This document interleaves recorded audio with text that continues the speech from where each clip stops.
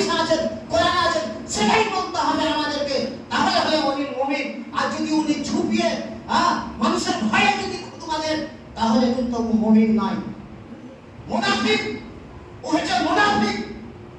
তো যা হোক, আল্লাহ তাবারক ওয়া তাআলা যেন আমাদেরকে ওই যে নতুন নেমাজ পড়ে নিলে খালি আমি ঈদের পালন করে গেছি, আর দেখা গেল কি আমি নিজের বাপ মাকে আমি মেরে কেটে সিদ্ধি করে দিয়ে সবকে করে দিয়ে জাহান্নামে নিয়ে যাচ্ছি, সেই জিনিসগুলো যেন না হয়। সে যেন আমাদের আল্লাহর দিনে, সবই তো আল্লাহরই, সমস্ত জিনিস আল্লাহ, আমাদের কিছু নাই। এটাই মেনে আল্লাহকে চলতে হবে।